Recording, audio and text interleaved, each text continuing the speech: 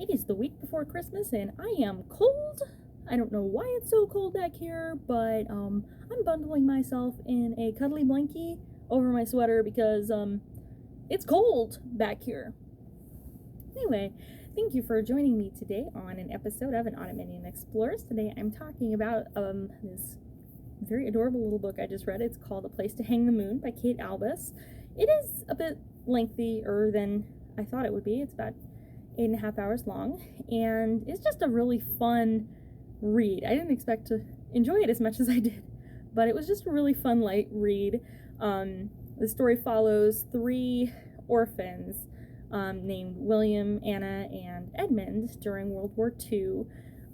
Their parents had passed away, and their guardian had passed away. Sounds awfully familiar to the series of unfortunate events, but their story's a bit less unfortunate. They,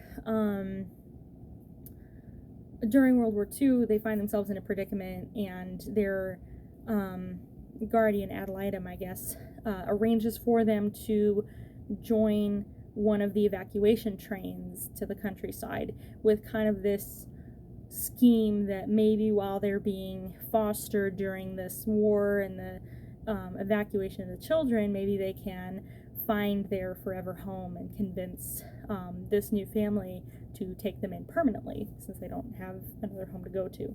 So the story follows them through these different guardianships. They take the train out into the countryside. They at first end up with a couple that already has a few children, and they are bullied, not only by the children in the home, but by the other children in the village. And then they end up, for one reason or another, being kicked out of that home and they end up in a really sad situation with a woman who has way too many children, and her husband's off fighting the war. She basically only wants to have them for the money, and she's very neglectful, but it's kind of a sad situation.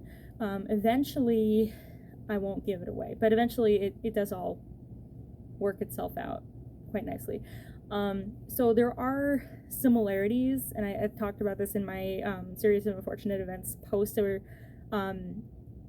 Reading this book reminded me a lot of series of unfortunate events, just because you've got these three orphans who are siblings of various ages who are being carted off to different families and different situations.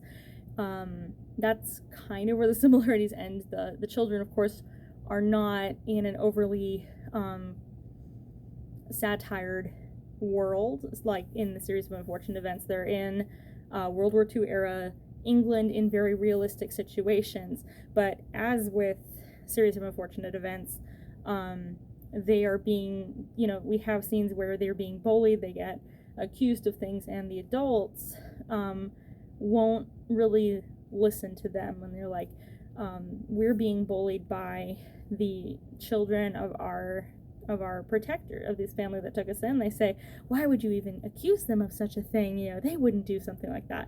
So in that way, in that aspect, it's similar, that, adults, I think, and I speak for myself in this too, because I think we're all, we all fall into that category kind of accidentally, but we tend to believe the people that we know over the people that we don't know, and we tend to believe adults over children. So if our child comes to us and says, I'm being bullied, we would believe them. But if someone else were to come to us and say, your kid is bullying me, I don't think we would be less likely, I think, to believe them, right away.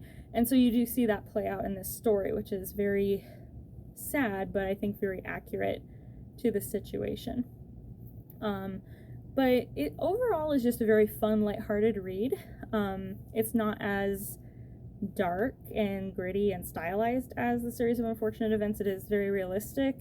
The characters are just a lot of fun. They're just a lot of fun.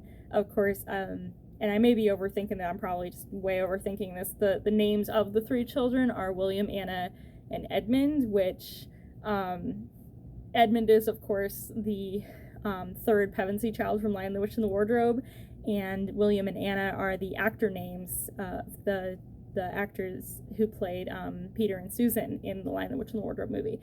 Don't know if that has any significance, but that is something that I was like, that I caught. Not sure if that was intended, but there it is. So it's just like, just brought back a lot of fuzzy memories. It's a lot of fun. I love these characters. I love these kids. I loved following their journey. It made me sad at times, but it does end well. So, spoiler alert there, it does end well for them in the end. And so I do highly recommend this book. It's a lot of fun.